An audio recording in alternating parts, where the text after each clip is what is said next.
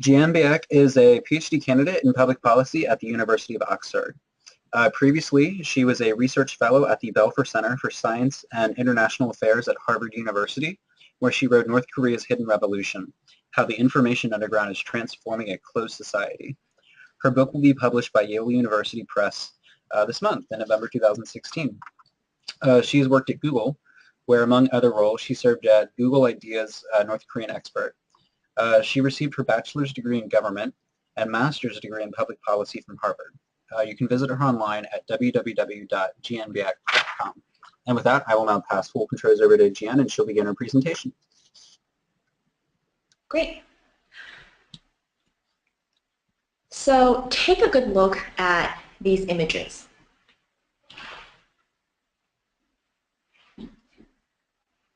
We're not going to be talking about civil resistance in these forms of overt resistance today. Just to go back, this is a photograph of independent movement demonstrations during the Japanese colonization era of the Korean Peninsula in the first half of the 20th century. Some folks in this webinar may have difficulty seeing the small print, so I'll read the caption here. The photograph caption reads, "Demonstration for Independence in the Park. The Koreans are seen shouting, 'Manse!' with their hands up in the air. Not a single man is armed." And this is an iconic image during the South Korean democracy demonstrations. And of course, South Korea became a nascent democracy in the late 1980s. So again, today we will be referring to subtle acts of defiance. So not in the form of strikes or boycotts or organized demonstrations, but subtle acts of defiance that could be inadvertently be enabling people inside North Korea today to gain skills to self-organize and create social cohesion for the future. Some examples of such skills could include networking and trusting one another, strengthening horizontal social bonds that are currently being used for economic activities. This is an essential social element that could be repurposed for other activities in the future. For example, writing and distributing pamphlets. I will discuss examples of autonomous, independent actions in North Korea. This country is far, far from having organized civil resistance against the state. But this is worth discussing today, tomorrow, and until this actually happens, to debunk the myth that the regime has absolute control over this country. Any action, even a non-political one, that is outside of the alleged total control of a state could be seen as a form of dissent, defiance, and resistance. Some actions could include watching and reading banned movies, censored books, shows, radio programs, and other forms of media. Just to expand on this image, it's a painting made by a young boy who is now a young man named Evan Kim. He is now in South Korea, and he escaped with his family from North Korea many years ago. Furthermore, another action could include singing foreign songs to oneself or his friends. Seems very apolitical and non-threatening to outsiders, but could be perceived as very political by a sensitive state. Another action could include selling and trading items that are not permitted by the state.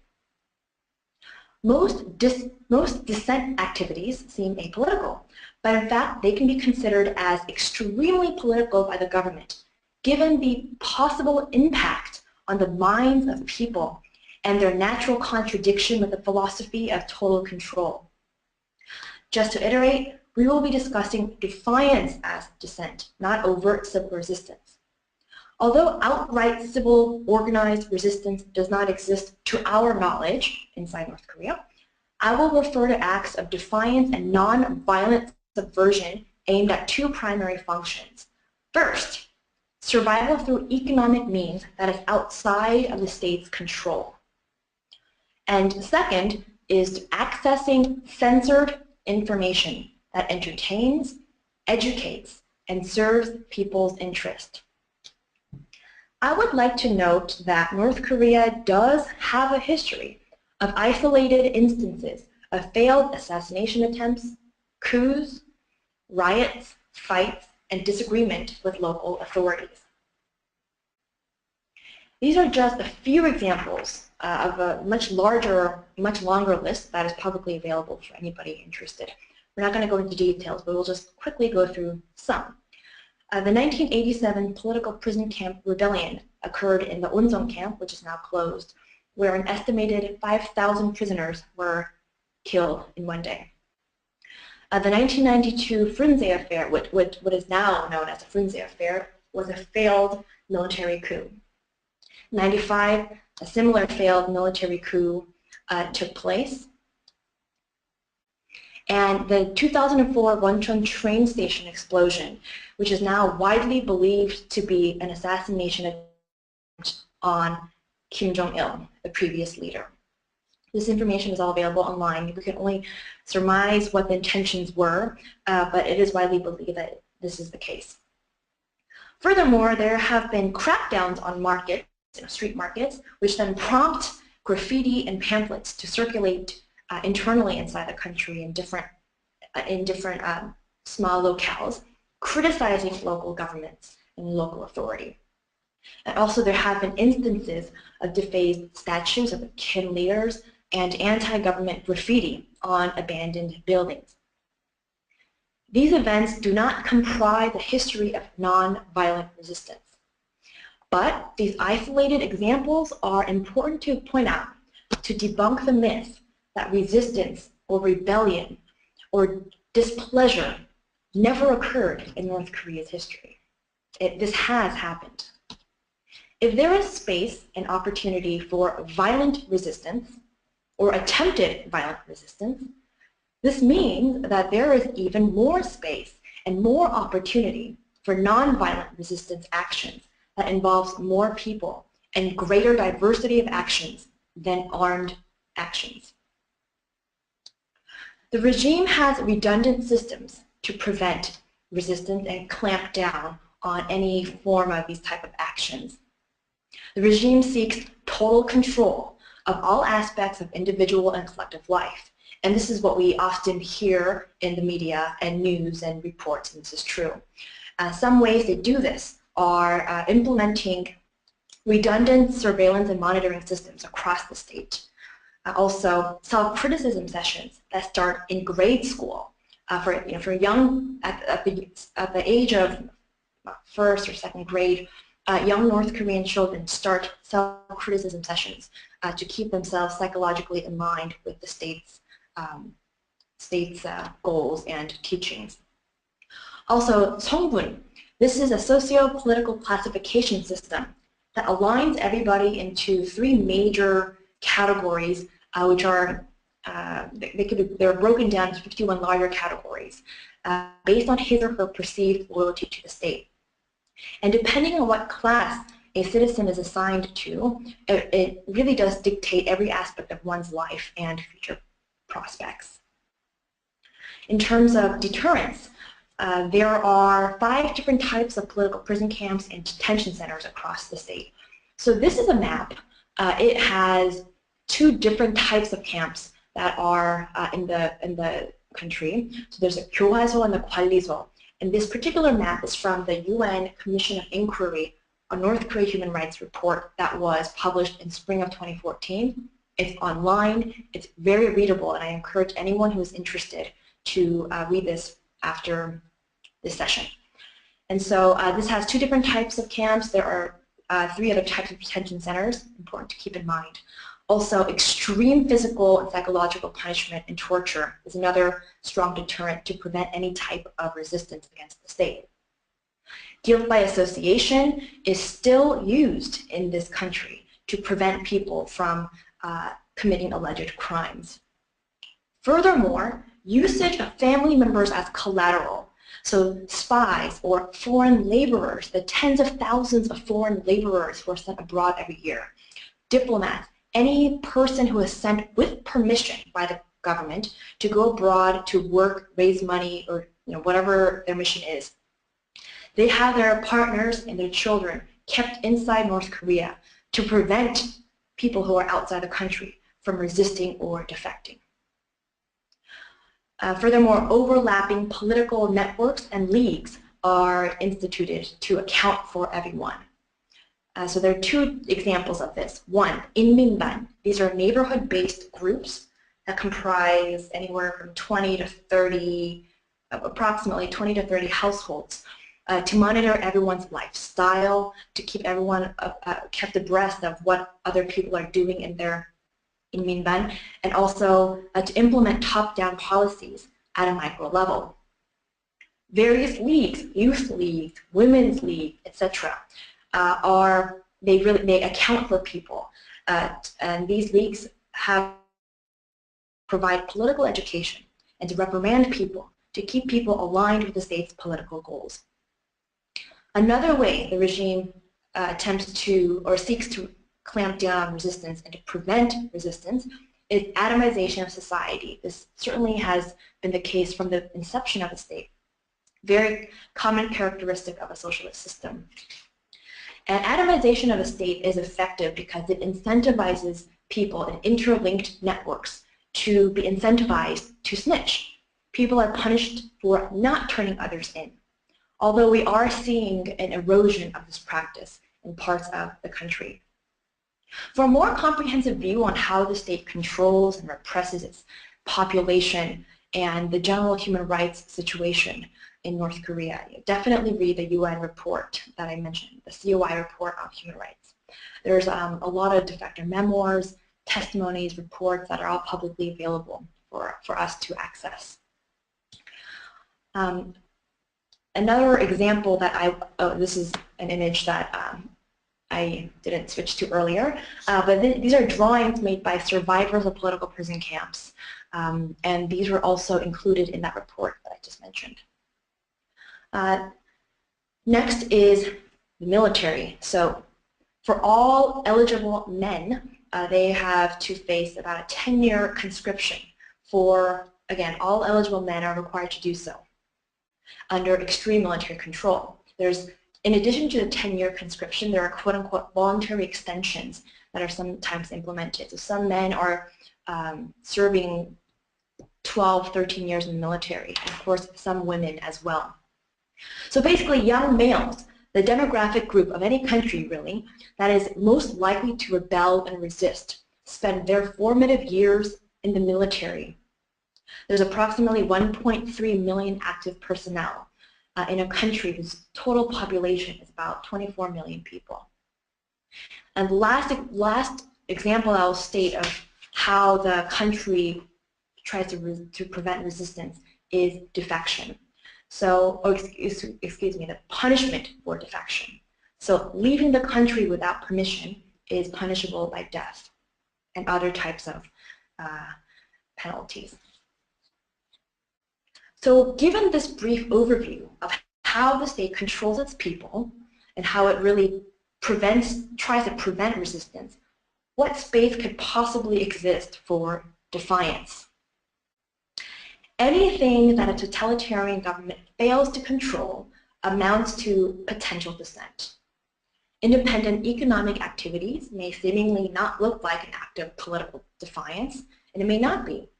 But by the fact that they remain autonomous forms of civilian activities, they break the logic of a totalitarian system.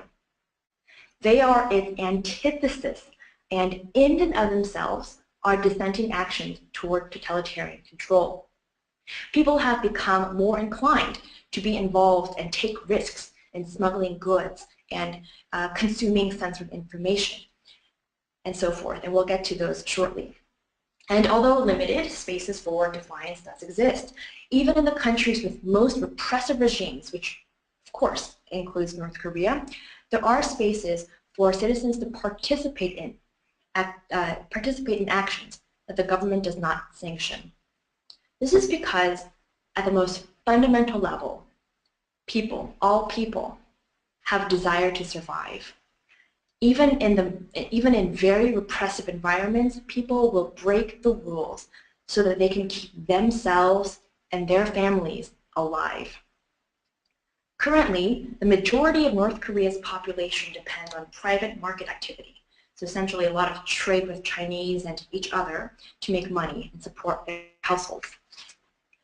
So quick background is that since the Great Famine hit North Korea in the mid-1990s and the fall of the Soviet Union, which was North Korea's patron state, the public distribution system at the state level completely collapsed.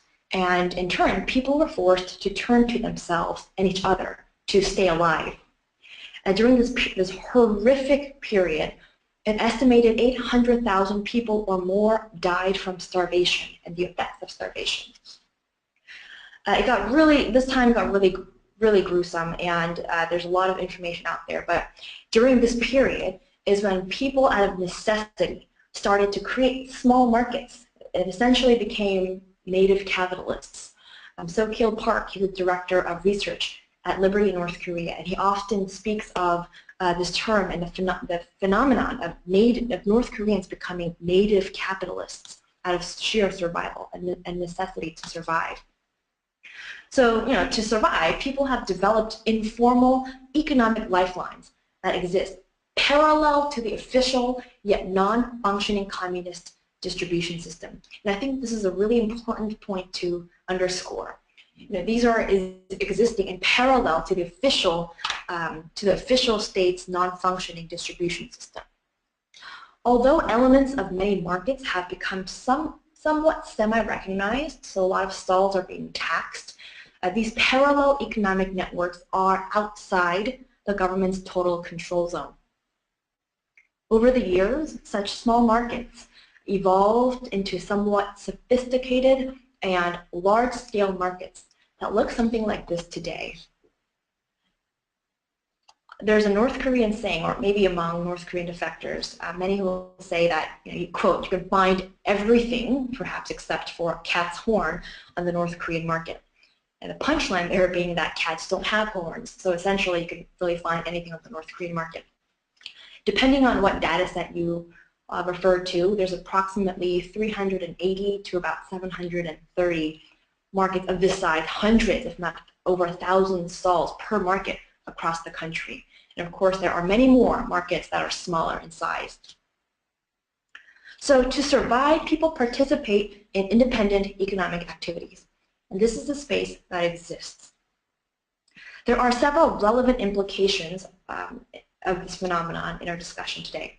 So first, citizens who were born during or after this period of the Great Famine, during or after the mid-1990s, almost never depend or have never depended on the state's broken distribution system, but rather depend on the private markets to provide for themselves and their families. So this is the generation where people grew up asking their mom, maybe their dad, but usually their mom, for money to buy clothes and foods at the markets. They did not grow up asking their mom for ration cards and then stand in line and receive school uniforms and food from these state rationing centers, which is what many people did from previous generations. Previous generations may have, they grew up, the majority of them grew up really depending on the North Korean distribution system and their, what may be known as their glory days. This generation are the ones more likely to circumvent the rules of the state, to smuggle goods, and to watch banned films, which we will speak about shortly. And also, people are naturally perceiving a growing dissonance between the propaganda, state propaganda, and what the state can actually do in reality for the citizens. A lot of young North Koreans have been, especially right after they defect and settle in South Korea, are often known to be asking rhetorically and also just publicly, if our leader is so generous, why did we have to starve? Again, this is from the really difficult times of the mid-1990s and thereafter. And this is similar to the Russian proverbial battle between the television and the refrigerator. So this metaphorical comparison between living standards versus the state propaganda that states they can feed its people, but people open the refrigerator and they realize that there's nothing in there. So through market activity, a growing proportion of society has been gaining access to foreign information and media, which is highly illegal. This is a line, this is a line that has been, this is part of the North Korea Penal Code, and I'll read it out loud. Quote, listening to for broadcasts and possessing dissident publications are considered crimes against the state that carry serious punishments, including hard labor, prison sentences, and the death penalty. End quote. Access to alternative sources of information, especially in a restricted, information-starved society, is essential for people to develop their own opinions, their preferences, and to figure out how to best live their lives. Apart from their government in the political system, most North Koreans have the same basic priorities in life as most of non-North Koreans do, and access to information is essential to live autonomously, to live lives driven by self-determination. So over the past 2 decades, if not longer, people have been having increasing access to censored information from outside sources through the forms of radio, through DVDs, through USBs. We hear about that often in the media. Micro SD chips, illegal cell phones, etc. And on these electronic and storage devices are foreign films, news, television shows, offline Wikipedia, ebooks, cultural materials, and much more content. These are some of many organizations out there that are in this line of work, sending information into North Korea.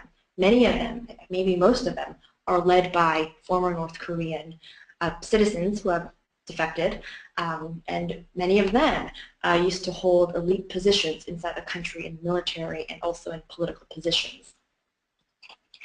These are just some other slides. These are actual radios that are pushed into North Korea. A micro SD chip. That's my bright orange purse in the photo. And a handmade North Korean radio that was smuggled out to be assessed by the man in this photo.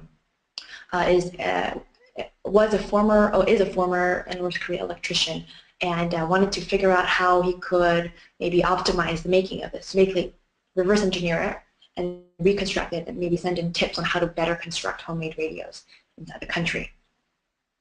And of course, airborne leaflets that are being pushed in as well.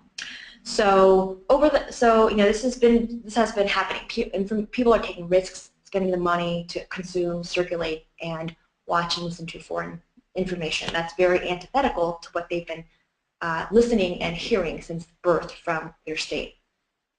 So implications of this phenomenon of accessing censored information, are multifold.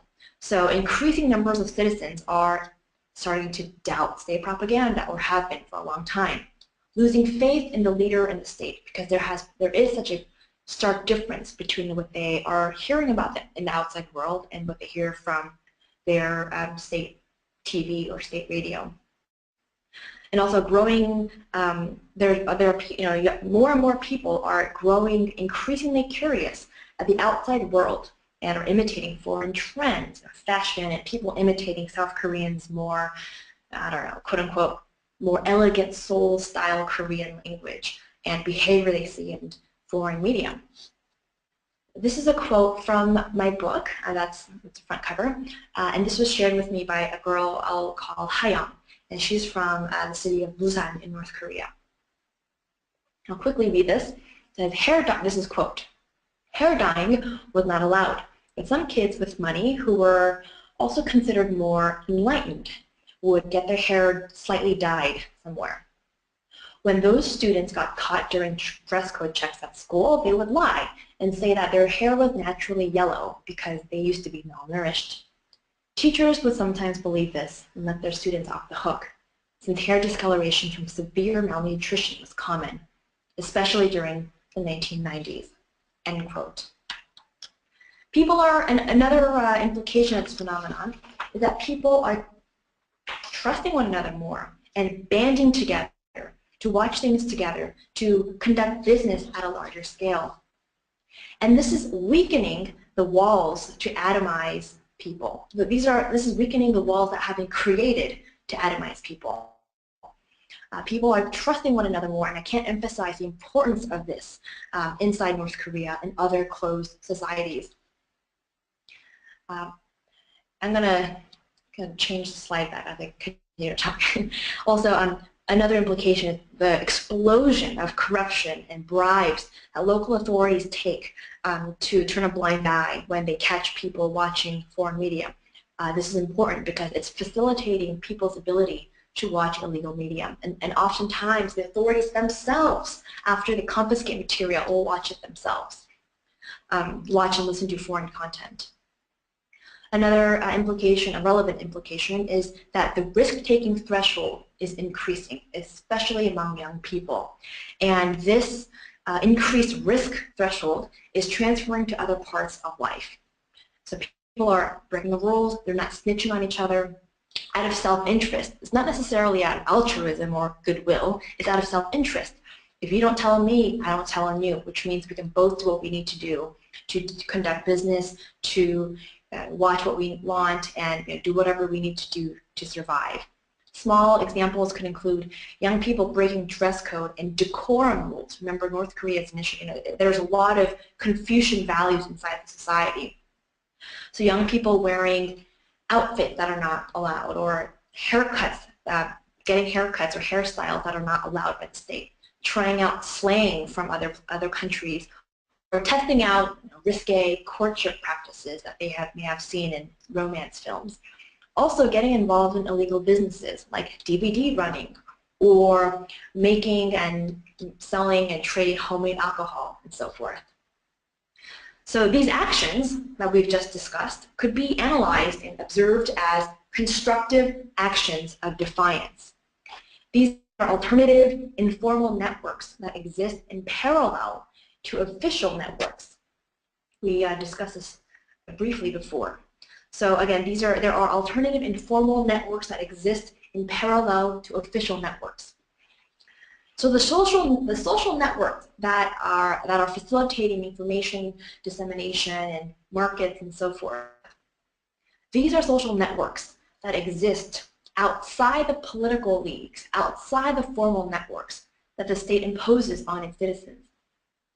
Same thing with the business networks that exist across, not only within a province, but perhaps across the country, that allow people to conduct business at a larger scale than they would otherwise be able to. Also, illegal communication with foreign entities using illegal cell phones and other means is important. And these communication networks exist in parallel to the legal communication networks that exist strictly for domestic purposes. Last example I'll state that I'll share about the existing parallel network is, or existing parallel to something that's more formal inside North Korea, is alternative to North Korea's state religion. An example is people's dependence on soothsayers or fortune tellers. For anyone who may understand Korean, 범쟁이, that's sort of a slang term for this in Korean.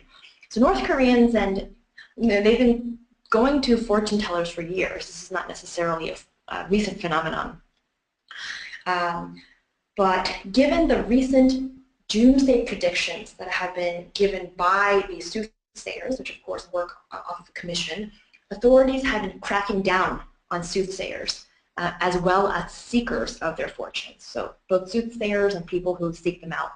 Oftentimes people will go pay some money to see what that individual's future holds, or maybe my family's future, what's in store for my family or my friends. But again, recently soothsayers have been really sharing these politically damning predictions, and that's been getting more people in trouble because seekers of this, they really believe these people. So is there a future given these realities? Given this messy reality, a brutal regime, some of these, this market activity, this information consumption that's been taking place, given this brutal and messy reality, is there a future for nonviolent resistance in North Korea? I say absolutely. It is possible. There's no country today that has gone through a nonviolent resistance history who said, no one thought it was going to be easy, and it never is. And I think this is the case with North Korea as well. But this will take tremendous and discrete coordination between and among North Korean natives, North Korean defectors, and South Korean natives, and other allies outside this ethnic group. And of course, the drivers of this movement will have to be North Korean citizens. They are the authors of their lives and their country's future. In terms of the long-term view of the struggle, I think there are, I want to just throw out there two primary challenges. I mean, there are many challenges, as we could all imagine, but just discuss two. The first challenge that comprises long-term view of the struggle is the actors who will meet the challenges, the variety of challenges of eroding and changing the current totalitarian system are North Korean citizens and their defectors. And they are and will go against a very strong militarized state with hard power. So just how, all the challenges that comprise that. There will be, of course, many difficulties, many fatal consequences of changing the current system. But I can't emphasize my opinion enough, which is that it must be North Korean defectors and citizens and their allies, but mainly them. They must be the drivers of these efforts.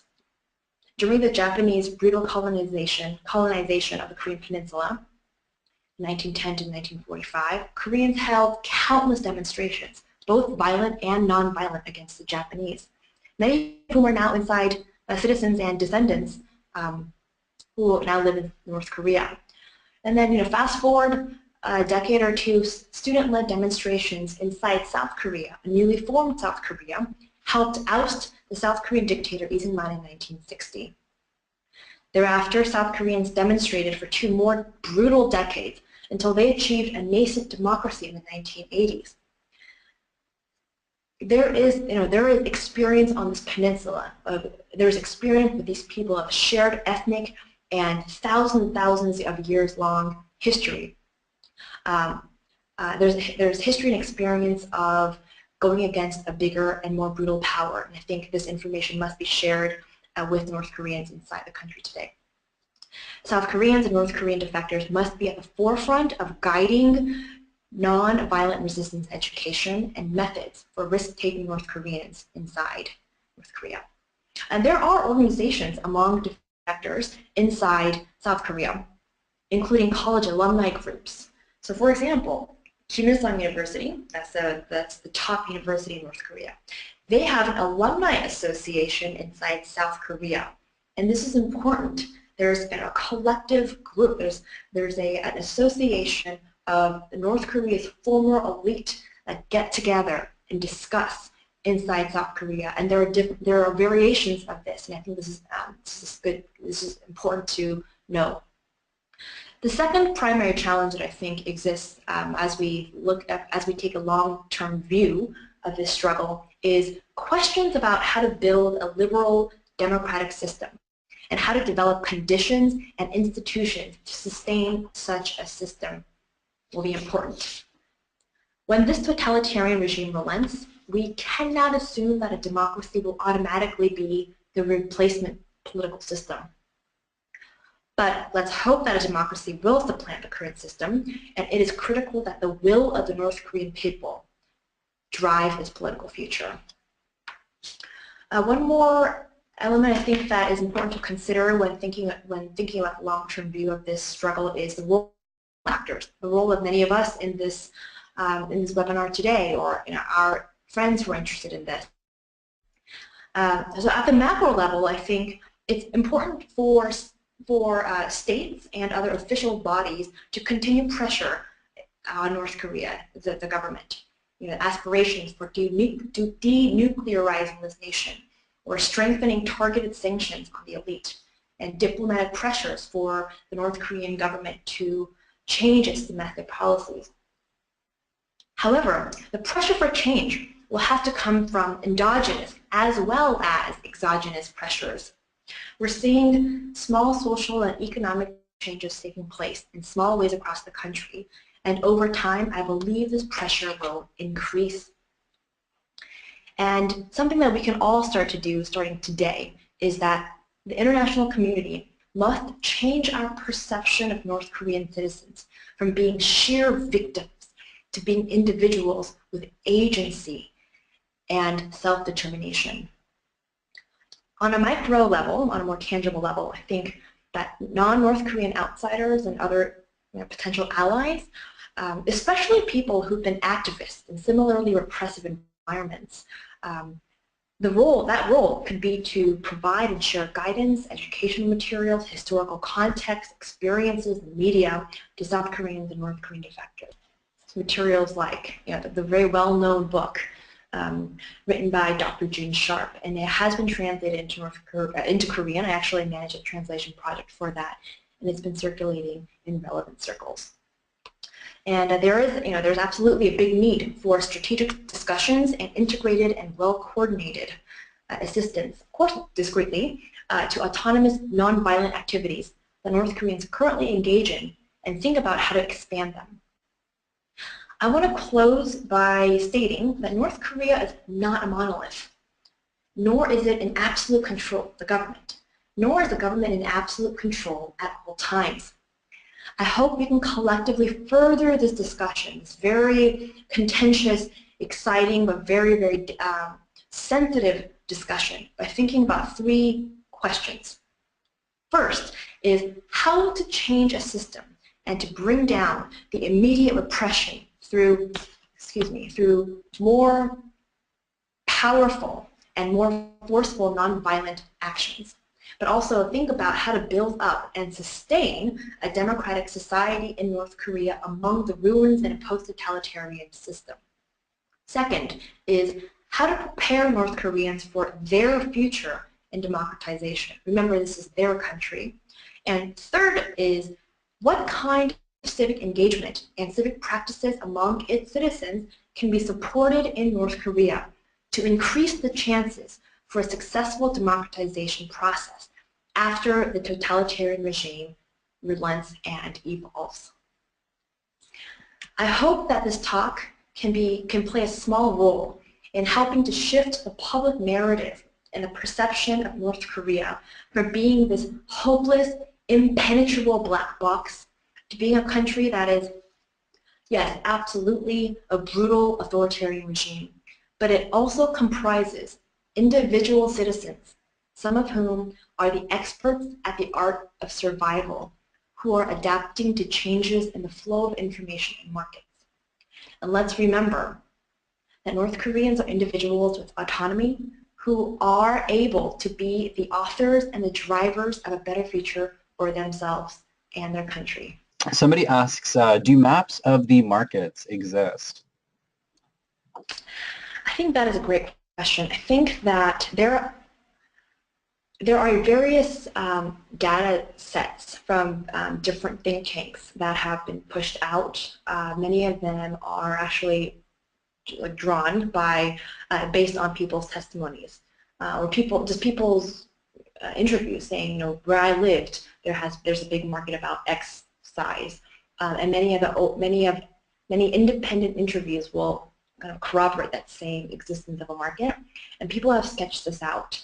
I haven't seen anything that is, from like a satellite image of these markets, but I'm happy to send links to whoever is interested. That's pertinent to answering this question in a more visual way. All right, great.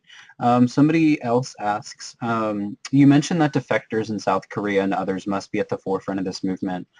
Today is election day in the U.S., and with a change in leadership in the U.S. coming up and possibly in South Korea as well, given the current scandal, how do you envision the struggle to be handled in the short and long term? Sure. So just so I understand as a question, so given these political elections, how can that maybe affect the nonviolent struggle in North Korea, driven by defectors? My thought on that would be, I'm not asking. I don't think it's my place to say states should be supporting these grassroots movement to encourage nonviolent defiance and resistance in any country, especially North Korea. I think it's all. I think initially, I think it's the most effective if it's really powered by. It's a people movement. This is what we're talking about. It's a people-powered movement, and so I think regardless of who the leaders are in South Korea and the United States, which of course are very relevant actors. I think regardless of who becomes in power, who comes into power, I think it's important that North Korean defectors and other interested people continue to build people-based alliances at the civilian level to move this movement forward, and really press this movement forward. All right, great. I'm going to go ahead and mute somebody. Tron, it looked like you had your hand raised. I unmuted you. Hi, okay. Tron. Thank you very much. This is Trond Botten from Norway, currently in Sri Lanka. I actually have I don't have a question, but if I'm allowed to, I'd very briefly like to share a story of nonviolent action inside of North Korea that I took part in almost 30 years ago. Sure, please.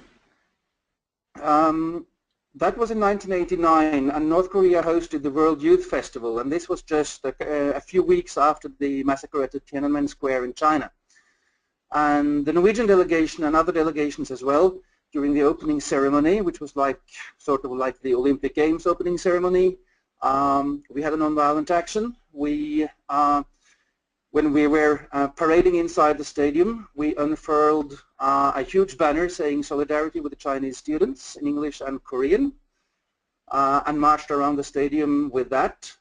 During the one-week festival, we had a solidarity event with the Chinese students, and at the closing ceremony, we demonstrated outside of the stadium with the demand that Amnesty International should be let into the country, which they had just been denied.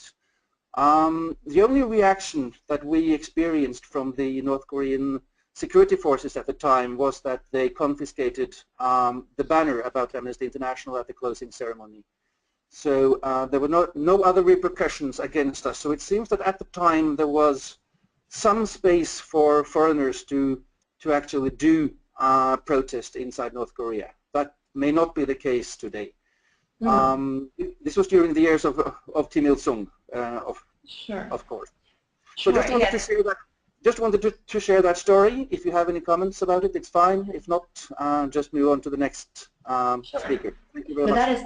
Thank you for your comment and for joining us. So I think I'm unfamiliar with that incident, but it sounds very interesting, and I would love to talk and discuss more offline. So and maybe through David we can connect offline, and I would love to chat more about that. Sounds really interesting. Yeah, I can certainly do that. Somebody else has their hand raised. Sitawa, I unmuted you. Can you go ahead and ask your question of GM, please? Hi, my name is Sita from Kenya. Hi, Sita. I wanted to know what are the roles, if any, that you know that women played in playing, or any that they've played in the past in the nonviolent struggle movement in North Korea. What role, if any, have women played in the nonviolent struggle in North Korea? Is that your question, Sita? Yeah, yes, it is. Okay. Thank you for your question. So I think just to clarify, I don't think there is a organized nonviolent struggle in North Korea right now. I think there are different types of acts of defiance that I think could lead to one. But I think to answer your question, what role do women play in all of this? I think what is really interesting to note is, and we can talk much more at length about this, but essentially when the markets really took off in the mid-90s, they existed before, but when they really took off out of widespread necessity, a lot of the people who are running these were ajimmas. These are, that's the Korean word for like married middle-aged women. And given that they are, it is a very conservative Confucian state where there is it's a very patriarchal state in all this. Women really held, and to this day, hold lesser roles in North Korean society. But as these ajam, as these women were going to the market, making money, bringing, basically bringing the dough back home, they became more, on a very individual level, not in any collective way, gaining more voice and gaining more power in their households. And this is evident. This is kind of corroborated by many North Korean defectors who have escaped since then, women. And I think women now are holding a lot more power because of their role in these burgeoning markets that that exist across the country. And I think there is a lot of speculation, but a lot of analysis on how in these bigger pockets that women are now having to support their families is changing individual kind of gender roles inside North Korea on a very social and household level, but what that could lead to in the future. So I think the role of women is essential, has been essential for keeping families alive, so could play a very important role in a civic and hopefully political manner moving forward. Great, thank you, Jian. Somebody writes in, do you know of any flash mobs that happened in North Korea? Are North Korean citizens familiar with this concept? A flash mob?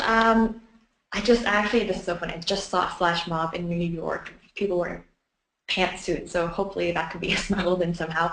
I have no idea if people inside North Korea know this concept. I'm going to say, even if people have picked up on this, I'm going to say it's never happened. I think that's my safe guess. I don't think it would be allowed because people are not allowed to congregate without state's permission. So no such thing as associations or clubs, student clubs. That's a huge. These are not permitted. These are highly illegal.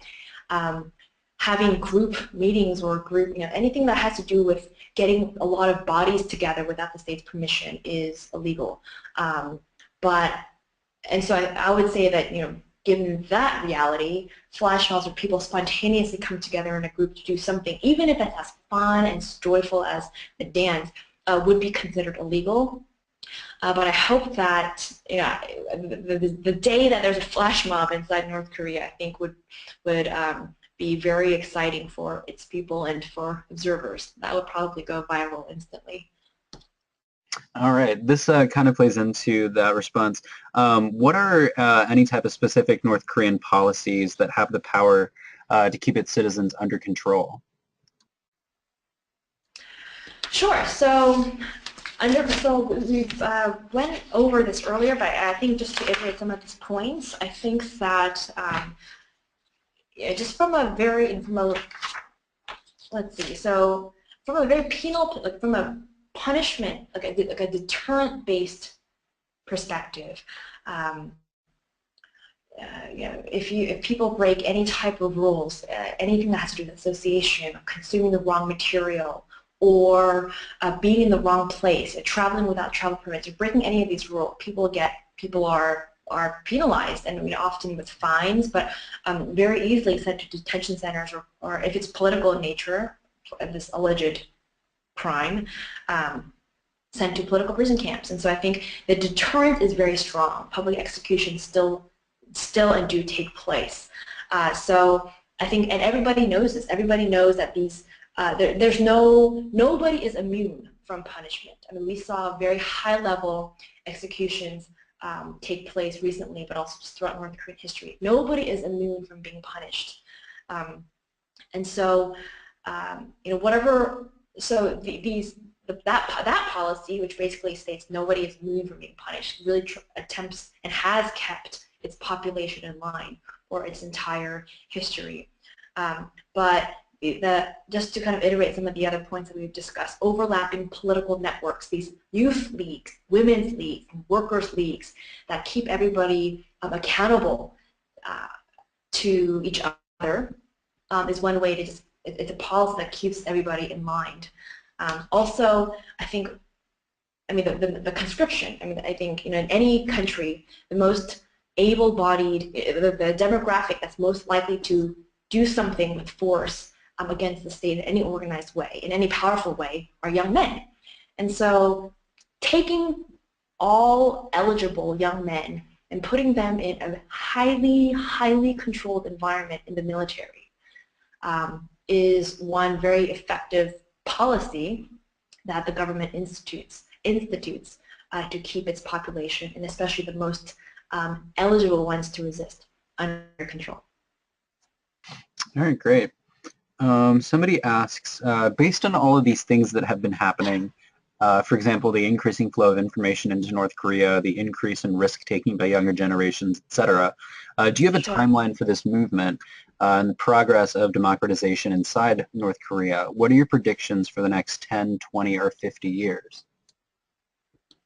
Ooh, whoever asked that probably, oh, that's a hard one. The more I study this place, the less I realize I know. There have been people who have studied this place, North Koreans, defectors, who have been studying their own home country for years, who get a lot of these timeline-based predictions wrong. I think I'm no different. But I would say that these changes, these social and cultural changes that are being sparked by information consumption and market activity, especially the marketization of this country, these changes are irreversible, and people cannot unlearn what they have learned through observation or conversation or comparison. So I think that these changes will continue, and as parts of society continues to change, the government will change. I'm not saying towards a democratic way.